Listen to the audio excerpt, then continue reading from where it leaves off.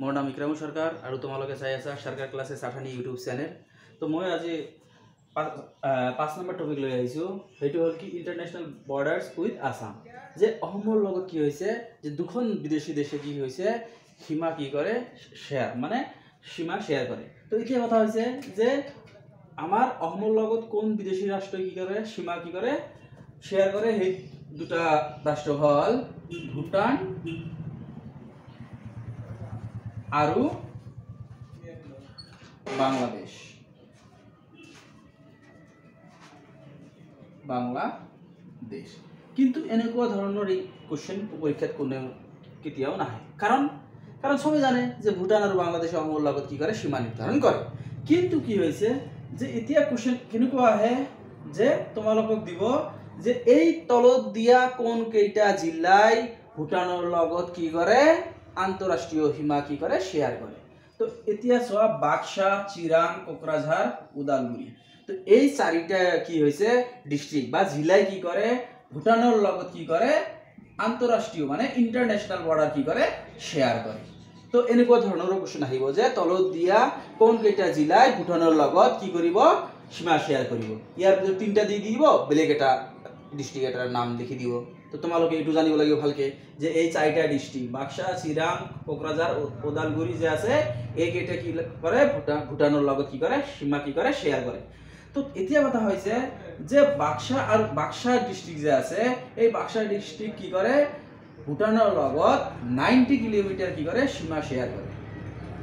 আৰু চিৰাঙে কি কৰে 70 কিলোমিটাৰ কি কৰে সীমা শেয়াৰ কৰে। কোকৰাঝাৰ ভুটানৰ লগত কিমান 40 কিলোমিটাৰ।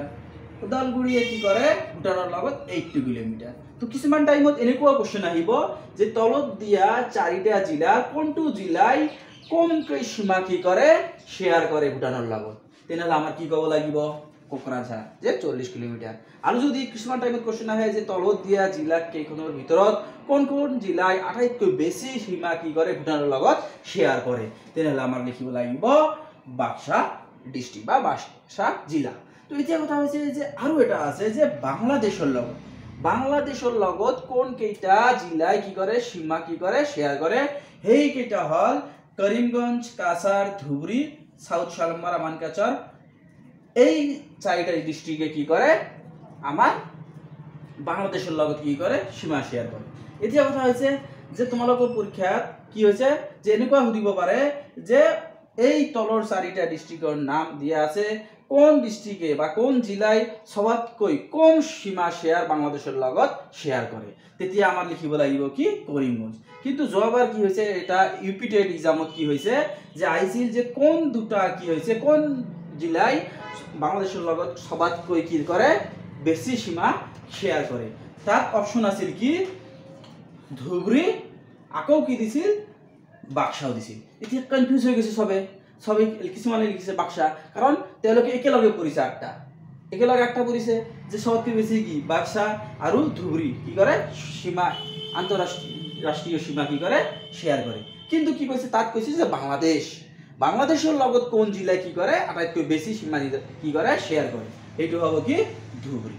তো ধুবুৰী কি কৰে বাংলাদেশেৰ লগত 90 কিলোমিটাৰ, কাছাৰ বাংলাদেশের লগত কিমান 70 কিলোমিটার, আর করিমগঞ্জে কি করে বাংলাদেশের লগত 3 কিলোমিটার কি করে সীমা কি করে আন্তঃরাষ্ট্রীয় সীমা কি করে শেয়ার করে। আর সাউথ শালমারা মানকাচর ডিস্ট্রিক্টে কি করে 63 কিলোমিটার কি করে সীমা কি করে শেয়ার করে। এতিয়া কথা হৈছে যে তোমালোকে ভালকে পঢ়িব লাগিব যে এই চাৰিটা ডিস্ট্ৰিক্ট যে আছে এই চাৰিটা ডিস্ট্ৰিক্ট কাৰ লগত সীমা কি কৰে শেয়াৰ কৰে ইন্টাৰন্যাশনাল বৰ্ডাৰ, এটো হল ভুটান।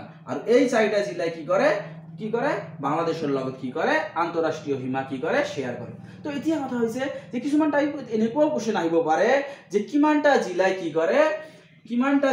কৰে আন্তঃৰাষ্ট্ৰীয় সীমা কাৰ লগত শেয়াৰ কৰে আন্তঃৰাষ্ট্ৰীয় কি কৰে দেশেৰ লগত সীমা নিৰ্ধাৰণ কৰে। তেনেহলে এই 8টা কি কৰিব লাগিব জিলাৰ নাম মনত ৰাখিব লাগিব।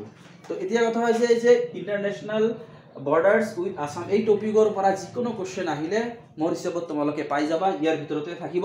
আৰু এতিয়া কথা হৈছে যে মই প্ৰত্যেকটা ভিডিওতে কওঁ যে আমাৰ গাৰ্জিয়ান চ্যানেল হল ইউটিউব চেনেলটো যে তোমালোকে যদি প্ৰত্যেকটা ভিডিঅ মানে মইতো তোমালোকক আগতে কৈছো যে মই কি কৰিম সিৰিজ এটা বনাই আছো 50টা ইম্পৰ্টেন্ট কি কৰিছে টপিকৰ এটা সিৰিজ তো এইটো 5 নম্বৰ চলি আছে তো কিছুমানে ভাবি আছে যে সাথে না হলে 1 2 3 4 কত পাম তেনেহলে তোমালোকে কি চাব লাগিব সরকার ক্লাसेस আঠানি ইউটিউব চেনেলটো চাব লাগিব তেতিয়া তোমালোকে কি কৰিবা এই 5টা কি কৰিবা টপিক পাই যাবা তো এতিয়া কথা হৈছে যে তোমালোকৰ যদি কি হয় এই ভিডিওটো যদি ভাল লাগে তেনেহলে তোমালোকে কি কৰিবা শেয়াৰ কৰিবা আৰু তোমালোকে এই চ্যানেলটো কি কৰিবা ফলো কৰিবা ভাল ভাল ভিডিও তোমালোকে পাই থাকিবা ধন্যবাদ